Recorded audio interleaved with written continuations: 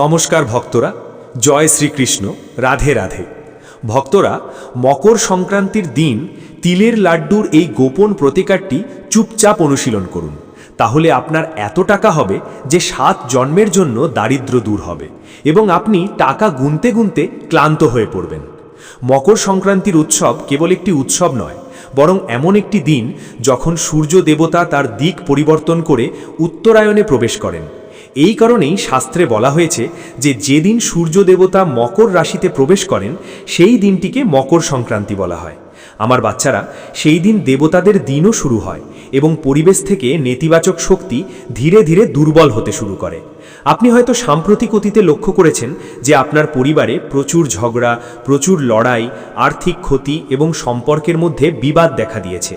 এর সবচেয়ে বড় কারণ হলো এই নেতিবাচক শক্তিগুলি, যা প্রতিটি বাড়িতে, পরিবারে, কর্মক্ষেত্রে এবং চাকরিতে প্রবেশ করে আমাদের জন্য খারাপ সময় নিয়ে আসে। আপনার দেশে প্রবেশ করে আপনি এটি ঘটাচ্ছেন। কিন্তু মকর সংক্রান্তির পবিত্র উৎসব আসার সাথে সাথে সূর্যদেব মকর রাশিতে প্রবেশ করেন এবং এই নেতিবাচক শক্তিগুলি দমন করা হয়। দেবতাদের শক্তি জাগ্রত হয়, বায়ুমণ্ডলে ইতিবাচক শক্তি ছড়িয়ে পড়তে শুরু করে। আপনার পরিবার আবার একত্রিত হয়, দ্বন্দ্ব এবং ঝগড়া কমে যায়, চাকরি, ব্যবসা, কাজ এবং ব্যবসা বাণিজ্য সব কিছুই গতিশীল হয়। এর অর্থ হলো মকর সংক্রান্তি আমাদের জীবনের একটি অত্যন্ত গুরুত্বপূর্ণ দিন এবং এই দিনে একটি ছোট্ট সমাধান কিভাবে আপনার ভাগ্য পরিবর্তন করতে পারে তা আপনি আজকের ভিডিওতে পরে শিখবেন। তাই ভিডিওটির শেষ পর্যন্ত নজর রাখুন। প্রথমত, রাধে রানীর প্রকৃত ভক্তদের এখনই ভিডিওটি পছন্দ করা উচিত এবং যে কোনো প্রকৃত ভক্ত যারা মন্তব্য বিভাগে রাধে রাধে লেখেন তারা মকর সংক্রান্তিতে দুর্দান্ত সুসংবাদ পাবেন। মকর সংক্রান্তি হলো সেই সময় যখন প্রকৃতি, মহাবিশ্ব এবং মানব জীবনে নতুন শক্তি প্রবেশ করে। একজন ব্যক্তি তার ভেতরে আনন্দ অনুভব করেন যেন তাদের জীবনে পরিবর্তনের সময় শুরু হয়েছে। তাদের মন উত্তেজনা এবং আনন্দে ভরে ওঠে। মকর সংক্রান্তি অত্যন্ত শুভ বলে বিবেচিত হয়, কারণ এই দিনে করা ক্ষুদ্রতম দানও বহুগুণ বেশি ফল দেয়। অনেকে বলেন যে মকর সংক্রান্তিতে তিল, গুড়, পোশাক দান করা উচিত। এটি বলা হয় কারণ এই দিনে ক্ষুদ্রতম দানও বিশাল উপকার করে। আমাদের ঋষিরা আরও বলেছেন যে এই দিনে দান, জপ, তপস্যা এবং কিছু বিশেষ ব্যবস্থা করার মাধ্যমে জীবনের স্থির অগ্রগতি হঠাৎ করে দ্রুত গতিতে ফিরে আসে। অনেক মানুষ ছিলেন যারা জীবনে অনেক চেষ্টা করেও অর্থ উপার্জন করতে পারেননি। খুব পরিশ্রম করার পরেও তাদের গ্রহগুলি সঠিক পথে ছিল না। তারা নানা ধরনের সমাধানের চেষ্টা করেও পুলিশের জন্য অর্থ উপার্জন করতে পারেন না।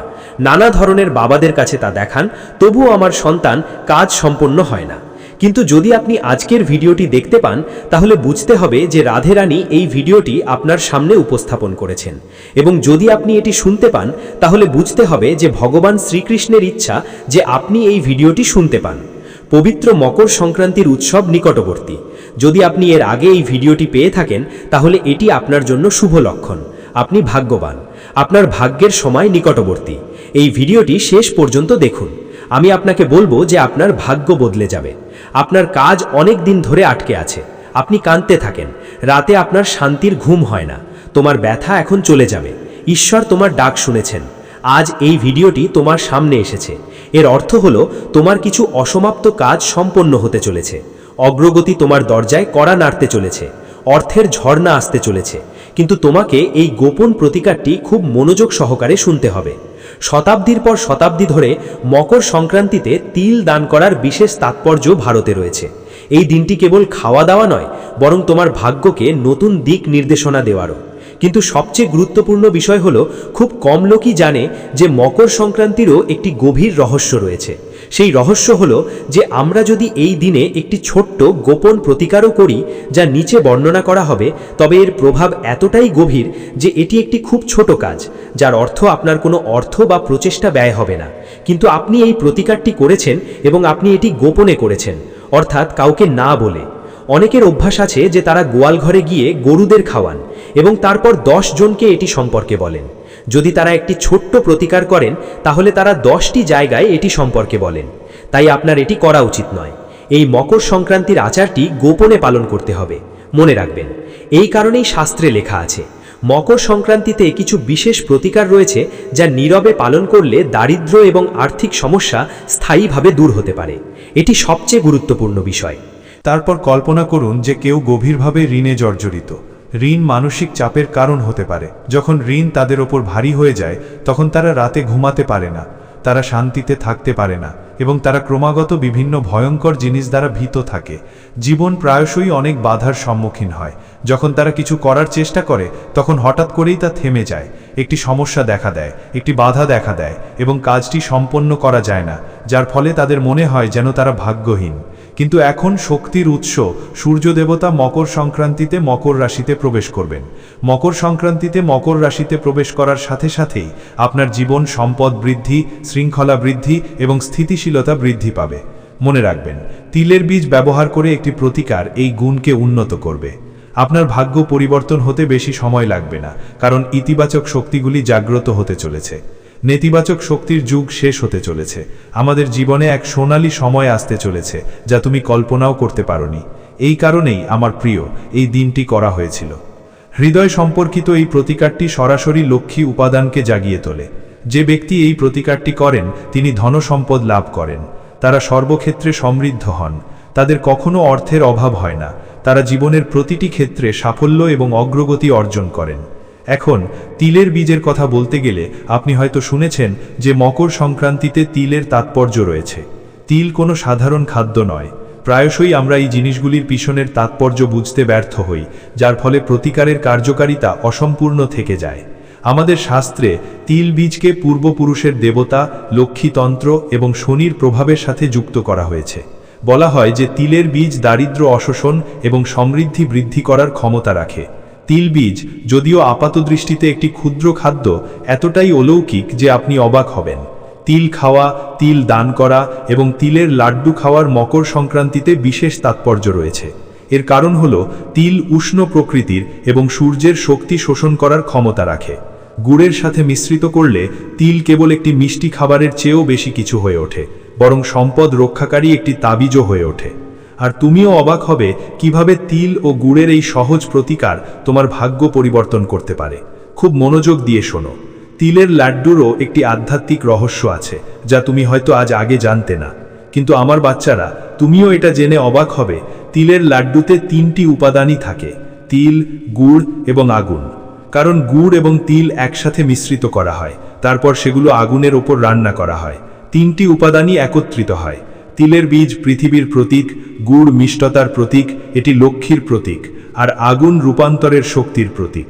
আমার বাচ্চারা, যখন এই 3টি জিনিস একত্রিত হয়, তখন জীবনের আর্থিক অসুবিধাগুলি অদৃশ্য হতে শুরু করে। কল্পনা করো কেউ তোমার ওপর মন্ত্র প্রয়োগ করেছে, কেউ তোমার ওপর কোনো জাদু করেছে। কল্পনা করো তোমার টাকা আসা বন্ধ হয়ে গেছে, টাকা তোমার হাতে থাকে না, তুমি প্রচুর টাকা উপার্জন করো এবং তারপর তা হারিয়ে ফেলো। কেন এমনটা ঘটছে? কেন তুমি তোমার জীবনের কোথাও বারবার আর্থিক ক্ষতির সম্মুখীন হচ্ছ? তুমি যদি এই প্রতিকারটি চেষ্টা করো, তাহলে তোমার আর্থিক সমস্যাগুলি ম্লান হতে শুরু করবে এবং তুমি আর্থিক স্থিতিশীলতা অর্জন করবে। এই কারণেই প্রাচীনকালে দরিদ্রতম মানুষও মকর সংক্রান্তিতে তিলের লাড্ডু বানাতো, কারণ এটি কেবল একটি ঐতিহ্য ছিল না, বরং সম্পদ অর্জনের একটি গোপন রেসিপি ছিল। তবে সময়ের সাথে সাথে এই জ্ঞান কেবলমাত্র খাওয়ার মধ্যেই সীমাবদ্ধ হয়ে পড়ে এবং লোকেরা এটি অনুশীলন করতে ভুলে যায়। আপনি যদি আজ এই ভিডিওটি দেখতে পান, তাহলে অবশ্যই আপনার ভাগ্য উজ্জ্বল হতে চলেছে। এই ভিডিওটির অর্থ হল আপনাকে এই প্রতিকারটি শোনার জন্য নির্বাচিত করা হয়েছে, এবং এটি শুনে আপনি আপনার জীবনের সমস্ত দুঃখ, যন্ত্রণা এবং কষ্ট দূর করতে পারেন। তাই শেষ পর্যন্ত ভিডিওটির সাথে থাকুন। শাস্ত্রে বলা হয়েছে যে মকর সংক্রান্তিতে তিলের লাড্ডু কেবল খাওয়া হয় না, বরং সঠিক আচার অনুষ্ঠান এবং সঠিক মনোভাব সহকারে খাওয়া হয়। তবেই জীবন থেকে অর্থের অভাব দূর করা সম্ভব। এই প্রতিকারটি এতটাই শক্তিশালী যে সম্পূর্ণ বিশ্বাস এবং নিয়মানুবর্তিতার সাথে অনুসরণ করলে আমাদের সমস্যাগুলি ধীরে ধীরে কমে যায় এবং ঘরে অর্থ জমা হতে শুরু করে, এবং একজন ব্যক্তিকে বারবার অর্থের জন্য চিন্তা করতে হয় না। প্রচুর পরিমাণে অর্থ তাদের কাছে আসতে শুরু করে। আমরা আপনাকে সেই প্রতিকার সম্পর্কে বলতে যাচ্ছি। এটি খুবই সহজ। তোমাকে শুধু গোপনে এবং নীরবে এটি করতে হবে, সঠিকভাবে এটি করতে হবে। সামান্যতম ভুলও তোমাকে লাভ থেকে বঞ্চিত করতে পারে।